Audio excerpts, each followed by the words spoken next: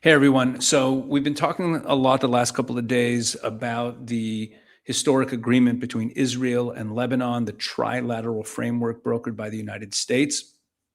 What we're going to do in this video is we're going to take a look at how the Iranians are reacting to it and talk about some of the implications of this deal that we haven't even talked about, and I really haven't seen talked about in media, because the implications of what's going on in Lebanon are much greater than has been spelled out anywhere. So that's what we're going to get into in this video. Now, over on the Israel 365 News channel, I did a video yesterday where I broke down the 14 points in detail, the 14-point agreement between Israel and Lebanon, and what's in there: Lebanon recognizing Israel's right to exist for the first time ever, the path to disarming Hezbollah, the Lebanese army taking over area by area. I went through the document, and if you haven't seen that video, you want to go watch that. Now, and also on that same channel, on Israel 365 News, we put a conversation that I had with Dr. David Wormser about everything going on, but a lot of the conversation was about the Lebanon deal. You don't want to miss that. So those are both on the Israel 365 News channel. So here's what's happened since Friday. Let's just level set. The Iranian regime has had 2 full days to respond to this deal. And I want to be very precise about what they're saying, because I made a mistake about this when I first started looking to see what's their reaction.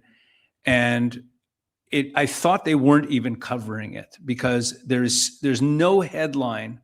There's no headline, not on IRNA, not on Tasnim, not on WANA, not on their state media outlets. There's no headline that references this deal.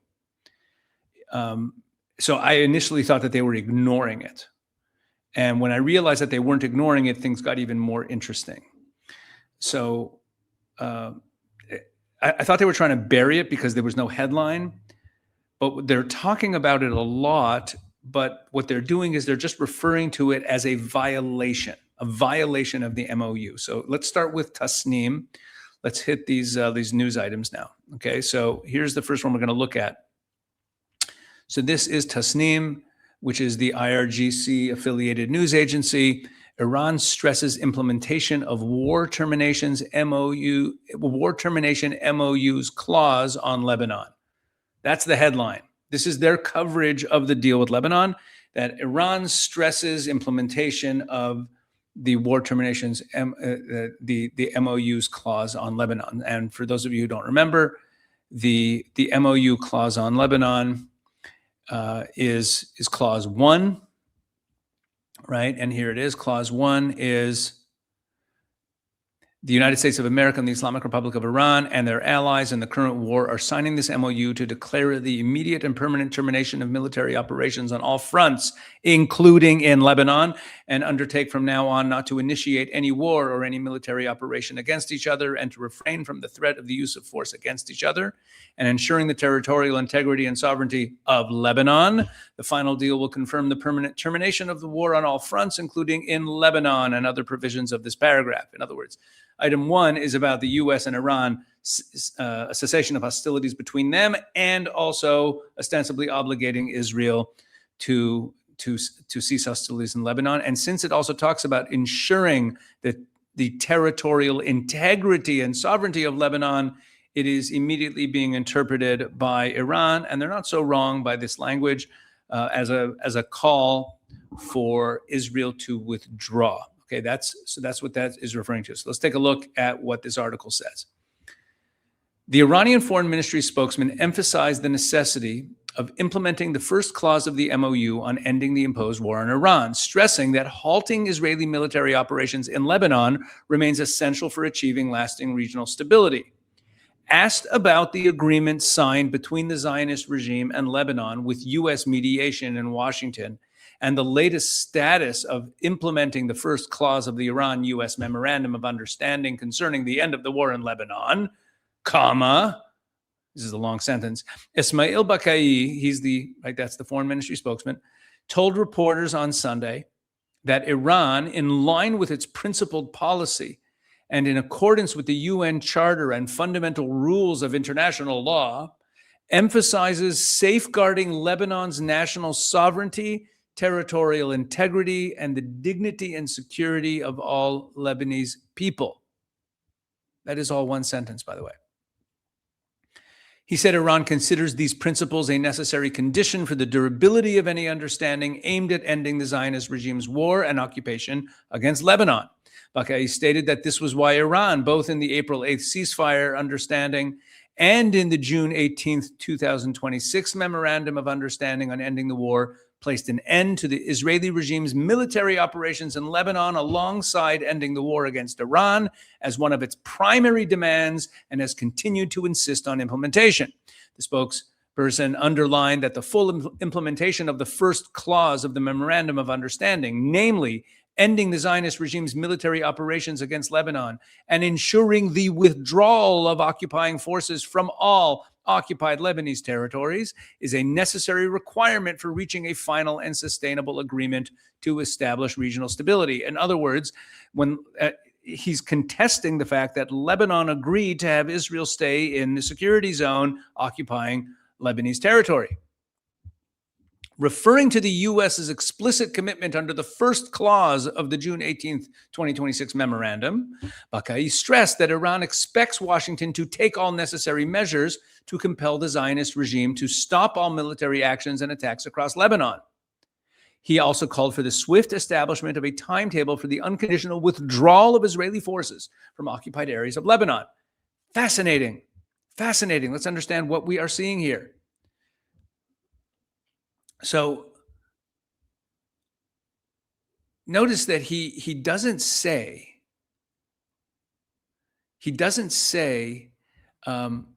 that Lebanon made its own decision, right? He doesn't say this is Beirut's call.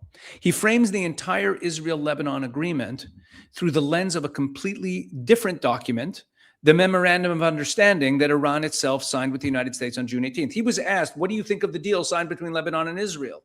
And his answer is to talk about the MOU and clause 1 of the MOU on how it's a violation. Israel's presence in Lebanon and operations in Lebanon is a violation of that, and calls on the United States to enforce it and give a timetable for Israel to withdraw. Think about that. What's he saying about the agreement between Israel and Lebanon?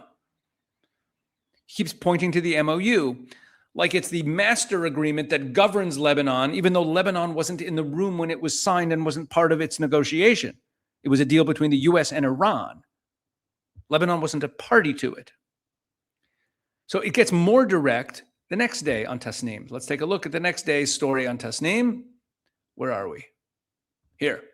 The very next day, which is today, Iran resolutely pursuing end of war on Lebanon, Kalibaf.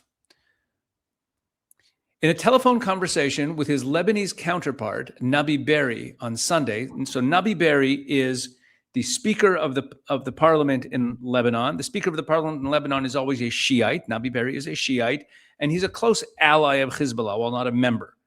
But he's a pro-Hezbollah guy. So Galibaf, we know him, the butcher, is talking with Nabi Berri, the Speaker of the Lebanese Parliament, on Sunday. So Galibaf stated that during talks held last weekend in Switzerland, one of the key issues discussed, this is the talks in Switzerland for the first stage of the negotiations after the MOU that had, remember, Qatar, Pakistan, J.D. Vance, the talks in Geneva. That's what he's referring to. So here's what he says.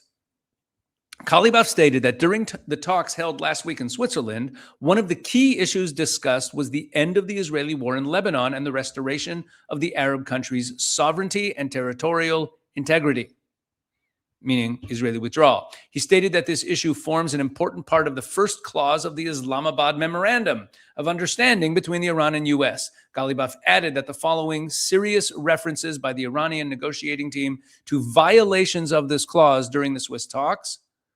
It was agreed to establish a deconfliction cell between Iran, the U.S., and Lebanon to monitor the implementation of this provision in Lebanon. In other words, Kalibaf mentioned to Nabi Berri, he refers to, they put it in this article, it's a press release basically, that remember when we were in Switzerland and we were negotiating, we said, hey, wait a second, we signed the MOU a couple days before Switzerland and the Israelis are still in Lebanon, they're still taking out Hezbollah guys and Hezbollah positions and Hezbollah missile launchers and destroying Hezbollah tunnels. No, that's a violation of the MOU. So because of that, we created a deconfliction cell to deal with these things. And the deconfliction cell was the US, Iran, and Lebanon. The only problem is Lebanon wasn't in the room, and Lebanon never agreed to this. This is what he says. It was agreed to establish a deconfliction cell between Iran, the US, and Lebanon to monitor the implementation of this provision in Lebanon. He emphasized that Iran's objective is the end of the war in Lebanon, the return of displaced persons to their homes, and the removal of occupation and withdrawal of the Zionist regime from the Lebanese territory, adding that Tehran is seriously pursuing this goal. For his part, Nabi Berri thanked Iran and its negotiating delegation for their positions and said that Iran pursued in Switzerland and said that what Iran pursued in Switzerland was in line with the interests of the Lebanese people. He also warned that the Zionist enemy is attempting to bypass the issue of restoring Lebanon's sovereignty and territorial integrity under the framework of the Islamabad MOU. In other words, Israel's avoiding implementing the Islamabad MOU between the US and Iran through alternative channels. Remember, Israel was not party to that deal. They're not bound by it. We'll get into that. The Lebanese parliament speaker also referred to the Washington understanding between Lebanon and the Zionist regime, describing it as a conspiracy and sedition. This is the Lebanese parliament speaker saying that it was conspiracy and sedition that it was signed. He's the Speaker of the House. It was signed off on by the Prime Minister and the President. Both sides also emphasized the need to expedite the convening of the deconfliction cell meeting in order to control and bring an end to the war in Lebanon. To control and bring an end to the war in Lebanon. So get this. Iran is announcing that we need to get moving on the enforcement mechanism over Lebanon's security, the deconfliction cell, Iran, the US, and Lebanon, for an agreement that Iran negotiated with the United States about a country that is neither Iran nor the United States. And Nabi Berri, on the Lebanese side, he calls the actual Israeli-Lebanon-US deal, the one his own government signed, a, quote, conspiracy and sedition. So you have a sitting senior Lebanese official trashing his own government's agreement on the say of Tehran. Okay, that's Hezbollah's political wing through Nabi Berri treating Iran as a party with veto power over what the Lebanese heads of state decide. Now, here's the piece I really want to slow down on. Okay, this one's from WANA, because this plot is going to thicken. Here's WANA. Okay, WANA from today. Again, WANA did not have a single headline. Like, there was no news item reporting that Israel and Lebanon had signed an agreement. Even these two Tasnim stories we saw, the headlines did not say anything about the Israel-Lebanon agreement, right? They don't say anything about it. Iran stresses implementation of war termination. Iran resolutely pursuing end of war. This one just says the U.S. violates the understanding on multiple fronts. So this is the only time on WANA I could find any mention of the Israel-Lebanon agreement is buried in this piece as one of the clauses in it. There was no news item about it. But this article is about all the U.S. violations of the MOU. This came out yesterday. And it lists and it numbers a whole bunch of 5 different violations of the MOU by the United States. And the third one, right? So the third one, item 3, states as follows. Yesterday, an agreement was signed between the government of Lebanon and Israel, mediated by the United States. This agreement is also a direct violation of Clause 1 of the Iran-U.S. understanding, because instead of guaranteeing Lebanon's territorial integrity, it guaranteed the occupation of this country and left the Israelis' hands open to continue attacks and massacres. It guaranteed the occupation of this country. It was signed by the Lebanese government. Okay, you're getting my point? Here's Iran calling Lebanon's own sovereign peace agreement with its neighbor a violation of a deal that Lebanon never signed, never negotiated, and wasn't present for, that was signed between Iran and the U.S. And they're calling this a violation. They call what Lebanon did with Israel a violation of their agreement with the U.S. See, this is the point of the video. You can only violate an agreement you're bound by. That's what the word means. If I sign a contract with my neighbor, and you, who were never part of that contract, go around saying that I violated something that you committed that I wouldn't do, you first have to establish that you have authority over what I agree to and what I do. Otherwise, what I do is not a violation. I know I'm stating the obvious, but this is why it's so important to get this straight. What Iran is doing by referring to this as a violation of their MOU with the US is they're claiming ownership and sovereignty over Lebanon. That's what they're doing. Iran is treating its own memorandum of understanding with the United States as if it supersedes Lebanon's own sovereign decisions, as if Beirut needs Tehran's sign-off to make an agreement with another state. The question is Lebanon a subsidiary of Iran, or is it a sovereign state? And the actual agreement that Lebanon signed makes this point explicitly. I read this yesterday in the video I made on Israel 365 News. You should watch it. But it's worth putting back on screen because we should read it. Okay, well, this is paragraph 6 of the agreement between Israel and Lebanon, the trilateral framework between the United States of America, the State of Israel, and the Republic of Lebanon. Item 6, here we go. The government of Lebanon, in accordance with the Charter of the United Nations and an exercise of its sovereign authority, reaffirms that its security forces hold exclusive responsibility for Lebanon's security and defense, and that the government of Lebanon holds the exclusive sovereign authority to make war and peace. The government of Lebanon. The government of Lebanon rejects the claims of any state or non-state actor to use force on its behalf without its explicit authorization, and reiterates that any claim by any state or non-state actor to exercise military or security role is illegal per the decisions of the Lebanese government and contrary to Lebanese national interests. How explicit can you get? No outside actor. Iran, no outside actor gets a military or security role in this country. You don't have a say. So when Tehran calls the deal between Israel and Lebanon a violation, what it's doing is it's contesting whether Lebanon is actually allowed to be sovereign. That's the fight here. This is not a dispute over the wording of this or that clause, a treaty dispute. Ooh, these documents are not consistent with each other. It's way beyond that.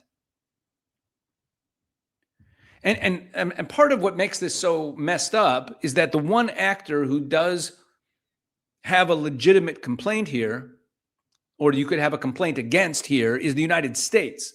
Because Washington signed 2 documents that pull in opposite directions. The MOU with Iran promises a ceasefire on all fronts, including Lebanon, territorial integrity of Lebanon, and they signed it with Iran, meaning the whole premise of it acknowledges that Iran has a say in Lebanese affairs.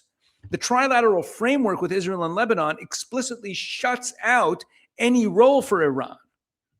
So those 2 U.S. commitments are in tension with each other. But that's a complaint that Iran can raise against Washington, and that's why they framed it in that first article we read in this video, where Ismail Bakai was speaking. He framed it as a complaint against the U.S., which is accurate. But it's not but you can't claim that Lebanon violated an agreement, because Lebanon doesn't owe Iran anything and they weren't in the room for the negotiation. It's not a deal with them. Netanyahu made this exact point publicly when the MOU first came out, and then he said it again on Saturday night when he was giving his speech to the nation here in Israel about the Lebanese agreement. He said flatly that Israel's not a party to the MOU between Iran and the U.S. Doesn't bind us. So Lebanon is saying the same thing this week. And so why does Iran care so much about this? About whether, one of the just, or whatever, so let Lebanon give up part of its land. No. The panic about getting the deconfliction cell going, and now they've turned the whole negotiation, the whole war, the whole tension, blowing up the ceasefire. It's all about Lebanon now. Why are they freaking out?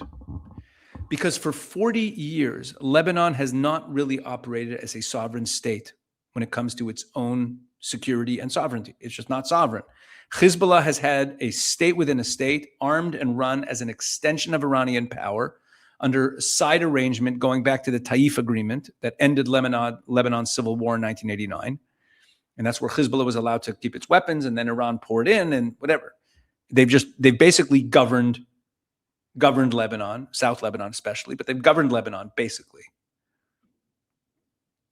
Iran built, financed, and operated the whole southern frontier of Lebanon as its own forward position against Israel. Now, I saw an interview this morning that I'm not going to play the interview because it's in Hebrew, and this one there's no visual other than the person talking. So I'm just going to put up a picture of him to give him a little bit of credit. This is Amir Avivi, Brigadier General Amir Avivi. He's a public figure, a pretty significant public figure in Israel. He's the founder of the Israel Defense and Security Forum, which is the premier defense and security think tank in Israel. Most of the personnel in it is made up of very high-ranking Israeli military officers who are retired. And they also play a bit of a role politically because they're major voices on defense and security issues. In fact, Amir Avivi has recently announced that he's going to be somehow running for Knesset. We'll see what party he ends up in. Anyway, Amir Avivi was being interviewed this morning, and he said something that kind of crystallized my thoughts here and kind of added to them. And I just want to give him credit and tell you what he said. So he's a former deputy commander of the Gaza division, and what he said, he was talking about Israeli combat engineers and what they've been doing in South Lebanon. And he gives these updates. Whenever he gets interviewed, he gets into the nitty-gritty of what's going on in the military situation. He's as well informed as can be. And he talked about how in southern Lebanon, at Beaufort, at Kantara, near Metula, that the Israeli army has recently found these massive underground installations. If you watch my channel, I made a few videos last week where I showed you some pictures and video clips of what these underground tunnels, the tunnel system in South Lebanon, it's like they're even bigger tunnels than the ones in Gaza. These massive these underground complexes, and there's like you could sleep 1,000 Hezbollah guys down there, and there's missile launchers. There's all kinds of things down there. And they found these 3 massive underground installations. This is what Amir Avivi is describing, what was found recently, and the Israelis are destroying. They found a regional Hezbollah command headquarters. They found a staging infrastructure built to funnel thousands of Hezbollah fighters towards an invasion of Israeli towns, tunnels going into Israel. They found mock-ups of Israeli towns. And then they found a rocket launching infrastructure in one of them using the same Iranian technology that you find in Iran's missile program with these underground missile installations that then just shoot up from the ground through these chutes that they dig. Anyway, Avivi's point was that this is what decades of Lebanese sovereignty actually looks like on the ground. Iran building and running a forward war front out of someone else's country, with the Lebanese state either unable or unwilling to stop it all these years. And then he said something that I think is like the headline buried in this whole story, meaning this whole Lebanese situation, everything I've been describing in Iran, Lebanon, these different agreements. Here's what he said. He said, the current Lebanese government understands that Iran's era of regional domination is over. It's coming to an end. Well, that's what we're fighting over now. And that there's a real opportunity right now, and they haven't had one, but now they have one, that there's a real opportunity right now for Lebanon to be free of Hezbollah, so that they and that they can free themselves of this Iranian occupation that's destroyed their country and ruled over them from the outside, and that they're willing to take that risk. And they're even risking civil war, because you see Nabi Berri, Speaker of the House, he's on Hezbollah's side. You have those Shiites. Probably about 1/3 of the Lebanese army is Shiites. So there could be a civil war over this. And Amir Avivi he's not speculating. He's describing what he sees. Does that mean it will be a civil war? Not necessarily, but that's where it looks like it's going. And he's talking about the price that Lebanon is showing itself willing to pay to break free of Hezbollah and Iran, and that's what's actually happening with this second agreement, this agreement with Israel, pushing back on the Iranian agreement with the U.S. So that's the real stakes here, okay? That's what Amir Avivi said. So the real stakes underneath all of the diplomatic language is that this isn't just a dispute over clause 1 of a memorandum. This is the first real attempt in 2 generations by the Lebanese state to take its sovereignty back from Iran. That's what's happening on the world stage right now. It's not a shooting war, but it's a struggle for sovereignty akin to a shooting war that's going on now. The Lebanese state is trying to wrest its sovereignty back from Iran. That's what's happening in the diplomatic arena right now, in this moment that I'm laying out here for you. That's what's happening right now. Will Lebanon have sovereignty? Does it have the sovereignty? And what Iran and that's what Iran is responding to, and they're responding exactly the way you'd expect an empire with a province that they own to respond. Right? They're making this legal sounding claim to assert that Lebanon does not have the right to make its own decision. Think of what they're saying. Asked about this agreement between Lebanon and Israel, he says, "What do you mean? It's a violation. It's a violation of our agreement with the United States." There's a sovereignty struggle going on right now. So here's the bottom line. Let's end this. Iran is not staying quiet about the Israel-Lebanon deal. It's contesting its legitimacy, inserting itself into a deconfliction cell that it has no standing to be a part of. You understand? The deconfliction cell that they agreed to in Geneva with J.D. Vance and all that, and the Qataris, Pakistanis, is actually negated by the agreement between Israel and Lebanon, because it's the Lebanese government saying, no, you have no say if you're an outsider. Right? And he's getting the Lebanese parliament speaker, the Iranians are getting the Lebanese parliament speaker to call his own government's peace deal a conspiracy and sedition. But strip away the legal language that Iran is using. Oh, it's a violation. And what you're left with is that Iran is claiming ownership over a different sovereign country. Lebanon's government has already said, get out. And Iran is saying, oh, that's a violation of our deal. Right? It's fascinating. The question now, and it's the one to watch in the weeks ahead, is whether that Lebanese government has the will and the resilience to actually keep moving forward and make that sovereignty real, even though it could rip the country apart. But there's no other way. Listen, if they don't win their sovereignty back, then Lebanon still becomes a base for terrorism, and that means that Israel will always be responding to that terrorism. And the more that terrorism is embedded in the Lebanese people, the more the Lebanese people are going to suffer, and that country will see no peace, because Iran does not care if it destroys Lebanon. It wants a base to attack Israel. The only path to a peaceful life for the Lebanese people is to get rid of Hezbollah. You know, that's what's going on.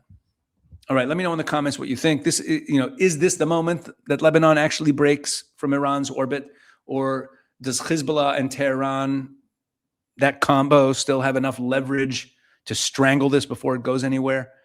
We shall see, folks. But it's even bigger than we realize. It's not about whether Lebanon can fulfill their part of the agreement or get rid of Hezbollah on their own, whatever. It's about the struggle over their very sovereignty. That's what we're seeing here.